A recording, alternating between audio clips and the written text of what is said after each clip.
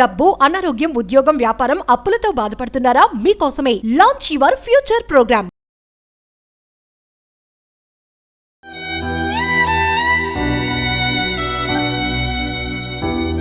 గంత ఘోరంగా కోరుతారా మేడం? నా పాప ఏం చేసింది? నన్ను చంపేది ఉండే మేడం. ఏమన్నా ఉంటే తిడతాళ్ళు ఎంత బాధపడి ఉంటుంది మేడం. ఇట్లా నొసలంతా ఎత్తుకొచ్చింది, గోడ కొట్టిరో ఏం చేసిరో మరి.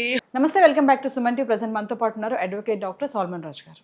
నమస్తే సార్. నమస్తే సార్, ఇప్పుడే మనం విన్నాము కూకట్పల్లి సహస్ర ప్రెస్ మీట్ జరుగుతుంది. ఒకసారి వివరాలకు వెళ్తే సార్. అదే ఇందాక మనం చూసాం, ఇందాకే 1 o'clockకి మన కమిషనర్ ఆఫ్ పోలీస్ మహంతి గారు, తర్వాత అలాంగ్ విత్ డీసీపీ సురేష్ గారు ప్రెస్ మీట్లో కన్ఫర్మ్ చేశారు.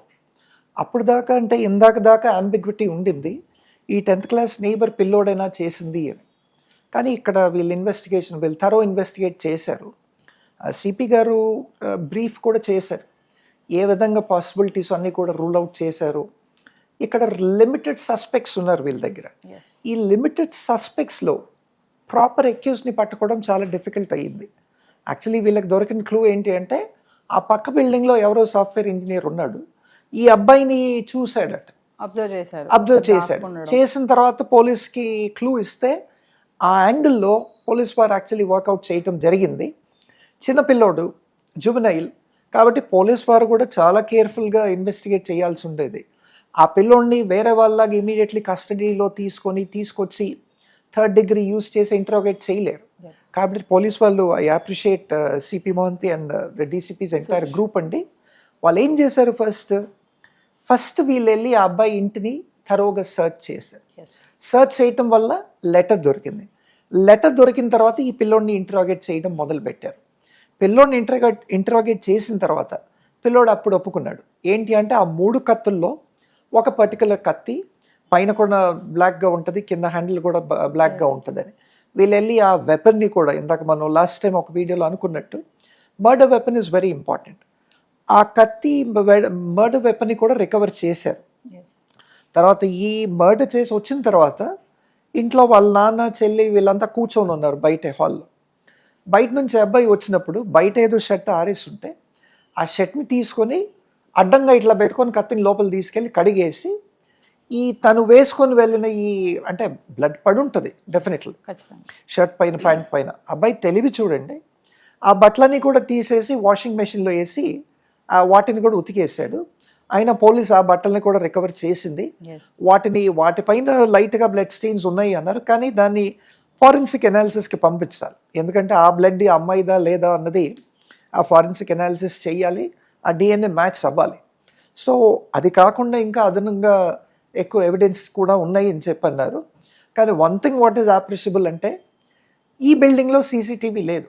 మరి నా ప్రశ్న ఏంటంటే, ఈ పక్క బిల్డింగ్లో పోలీస్ వాళ్ళు ఎందుకు ఈ సీసీటీవీని యాక్చువల్లీ వెరిఫై చేయలేదు? ఈ పక్క బిల్డింగ్లో ఈ అబ్బాయి ఎవరైతే ఉన్నారో 2 అడుగులే, ఆ బిల్డింగ్కి ఈ బిల్డింగ్కి 2 అడుగులు, 2 అడుగులు ఉన్నప్పుడు మరి ఈ పక్క బిల్డింగ్లో కానీ చుట్టుపక్కల కానీ వీళ్ళంతా పోలీస్ కొంచెం లాక్సిటీ చేసిందని నేను అనుకుంటున్నా. పక్క బిల్డింగ్ ఫుటేజ్ కూడా వీళ్ళు చూసి ఉండాల్సింది, ఆపోజిట్లో కూడా ఉండే ఫుటేజ్ కూడా చూసి ఉండాల్సింది. ఎక్కడ ఒక క్లూ దొరికేది. బట్ నెవర్దలెస్ మొత్తానికైతే అక్యూజ్ని పట్టుకున్నారు. మనం అనుకున్నట్టే సార్, అబ్బాయి ఏంటంటే క్రైమ్ సీన్స్ కానీ థ్రిల్లర్ మూవీస్ ఇవన్నీ బాగా చూసేవాడని కూడా చెప్తున్నారు. కరెక్ట్. వాళ్ళ మదర్ అడిగారంట, నువ్వేమైనా చేసావా చెప్పు అంటే, నువ్వే నన్ను పట్టించేటట్టు ఉన్నావా అని చెప్పాడు మాకు అని చెప్పేసి చెప్తున్నారు. అంటే ఫ్యామిలీకి ఆల్రెడీ తెలుసు ఏంటి అంటే, ఈ అబ్బాయి కొంచెం వైలెంట్గా ఉంటాడు, అగ్రెసివ్, తర్వాత ఇట్లాంటి క్రిమినల్ యాక్టివిటీస్లో పాల్గొంటాడని. ఇక్కడ మీడియాలో కూడా ఇప్పుడు ఇందాక బ్రీఫ్ చేసింది కూడా ఆయన సురేష్ గారు చెప్పారు, ఈ అబ్బాయికి కొంచెం క్రిమినల్ హిస్టరీ ఉంది. ఎవరినైనా ఏదైనా వచ్చి అడిగితే వాళ్ళని వెళ్ళి థ్రెటన్ చేసేవాడంట. వాళ్ళ మదర్ చెప్పే కథనం ప్రకారం వీళ్ళు, ఈ అబ్బాయి కొన్ని రోజుల క్రితం ఒక ఫోన్ కూడా తెచ్చుకున్నాడంట ఇంట్లో.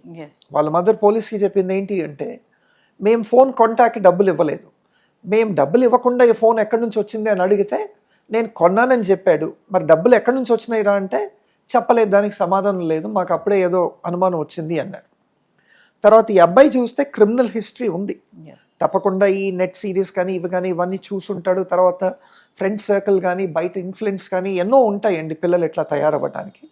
కాబట్టి ప్రతి అడుగున చెక్ చేయాలి, ఎస్పెషలీ బాయ్స్ అయినప్పుడు చెక్ చేయాలి. ఇప్పుడు నాకు తెలిసి ఈ ఇందాక ప్రెస్ మీట్లో సిపి గారు కానీ డీసీపీ గారు ఏమంటున్నారు, ఆ అబ్బాయి ఆ బ్యాట్ కోసమే లోపలికి వెళ్ళాడు. ఆ బ్యాట్ తీసుకొని వస్తుండగా అమ్మాయి చూసింది. అమ్మాయి నేను చెప్తాను అంటే ఈ అమ్మాయిని పొడిచి చంపేశాడు అంటే, కానీ ఆ కన్ఫెషన్ ఇప్పుడు కూడా నాకు తెలిసి పోలీస్ వారిని తప్పుదారి పట్టిస్తున్నాడు అబ్బాయి. ఎవరు కూడా ఒక చిన్న పిల్లోడు ఒక చిన్న అమ్మాయిని ఒక చిన్న బ్యాట్ కోసం, బ్యాట్ మహా అంటే ఎంత అంటే ఒక 1000 రూపాయలు ఉంటుంది, ఒక చిన్న బ్యాట్ కోసం చంపేయటం అన్నది నాకు తెలిసి అబ్బాయి ఇచ్చే ప్రాపర్ కన్ఫెషన్ కాదు. పోలీస్ ఇంకొంచెం ఇంట్రాగేట్ చేస్తే నిజం మోటివ్ ఏంటి అన్నది బయటపడుతుంది. ఎవరు కూడా ఒక చిన్న బ్యాట్ కోసం అంత పెద్ద మర్డర్ చేయటం, అందులో 10th క్లాస్ అబ్బాయి, క్రిమినల్ హిస్టరీ ఉంది, మంచి ఏంటి చెడు ఏంటి క్రైమ్ ఏంటి క్రిమినాలిటీ ఏంటి అన్నది తెలుసు కాబట్టి పిల్లోడు కన్ఫెషన్ స్టేట్మెంట్లో దెర్ ఇస్ నో ట్రూత్ అని అనిపిస్తుంది. సో ఇంకా 1 month నుంచి కూడా ప్లాన్ చేశాడు అని కూడా చెప్తున్నారు సార్. 1 month నుంచి ప్లాన్ చేశాడు అంటున్నారు. మరి 1 month నుంచి ఒక బ్యాట్ కొట్టేయడానికి, ఒక బ్యాట్ దొంగలించడానికి ప్లాన్ చేస్తారండి. So there is something more then the bat, more about the bat. అదేంటి అంటే వీళ్ళింట్లో ఏం చూసాడు, ఇప్పుడు ఆ బ్యాట్ ఉంది, బ్యాట్ ఎక్కడో లోపల ఉంది, ఈ పిల్లోడికి ఆ బ్యాట్ పైన కన్ను ఎప్పుడు పడింది, వీళ్ళింట్లోకి అంతకుముందు వెళ్ళాడా, ఎన్నో ప్రశ్నలు వస్తాయి. ఎస్. సో బ్యాటే కాకుండా ఇంకా ఏదైనా మోటివ్ ఉంటుంది, వీళ్ళింట్లో ఉండే గోల్డా, జ్యువెలరీయా, లేదంటే వీళ్ళింట్లో ఉండే ఇదా, ఇవన్నీ కూడా ఉన్నాయి, అంటే వేరే క్యాషా. ఎస్.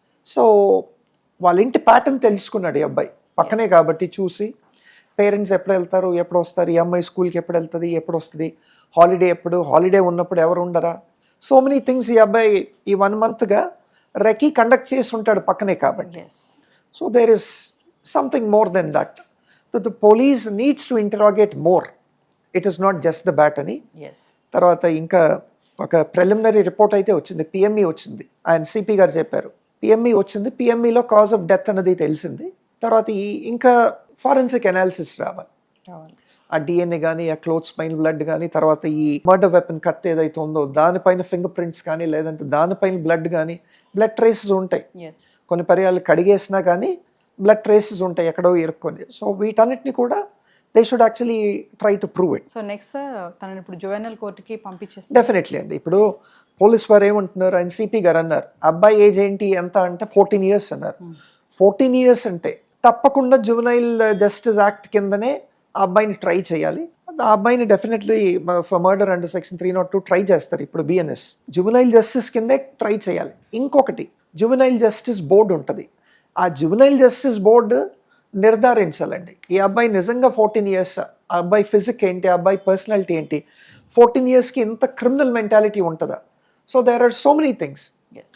పోలీస్ వారు ర్యాండమ్గా 14 అని చెప్తున్నారు, 14 కాదా అనేది మళ్ళీ మెడికల్ టెస్ట్ కూడా చేయాలండి, మెడికల్ టెస్ట్ చేయించాలి. You can't just go by a certificate, a birth certificate. Yes. You have to get the medical analysis done.